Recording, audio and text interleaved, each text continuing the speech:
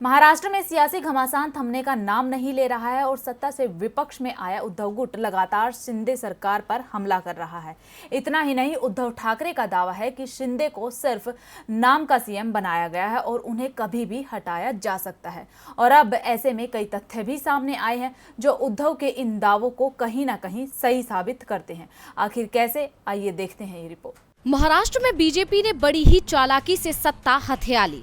हालांकि सत्ता पलट के बाद उम्मीद ये थी कि बीजेपी देवेंद्र फडणवीस को सीएम बनाएगी, लेकिन बीजेपी ने सभी को हैरान कर दिया जब सीएम के लिए शिवसेना के बागी नेता एकनाथ शिंदे के नाम की घोषणा की।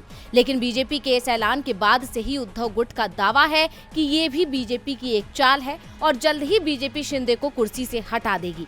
महाराष्ट्र की शिंदे सरकार को केंद्र के इशारे पर काम करना पड़ रहा है और उद्धव के ये दावे कुछ हद तक सही साबित होते दिख रहे हैं, जिसका कारण है वो फैसले जो शिंदे सरकार ने लिए हैं। दरअसल सत्ता पर काबिज होने के बाद फडणवीस और शिंदे ने 3 कैबिनेट बैठक की है और इनमें लिए गए ज्यादातर फैसलों पर बीजेपी के केंद्रीय नेतृत्व की छाप नजर आ रही है और हर बार फैसला लेने या उसके बाद शिंदे को दिल्ली जाकर बीजेपी नेताओं से मुलाकात करनी पड़ती है और केंद्र के इशारे पर फैसले लेने पड़ रहे हैं। जैसे केंद्र के सबसे महत्वाकांक्षी बुलेट ट्रेन प्रोजेक्ट को दी गई रफ्तार, मेट्रो कार शेड प्रोजेक्ट को फिर से आरे जंगल वाली जगह पर शिफ्ट कर दिया गया, आईपीएस रश्मि शुक्ला से जुड़े फोन टैपिंग मामले को सीबीआई को सौंपने के निर्देश दिए गए, औरंगाबाद का नाम बदलने के फैसले को पहले रोका गया, फिर फैसला बदल दिया गया, केंद्र सरकार के प्रोजेक्ट्स को लागू करने का निर्देश दिया गया, ठाकरे परिवार पर शिकंजा कसने की तैयारी शुरू हो गई।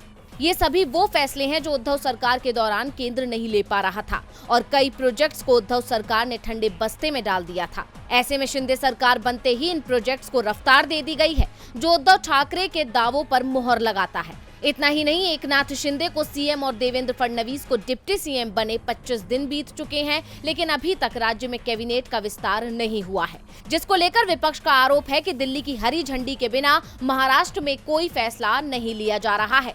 डीवी लाइव की रिपोर्ट।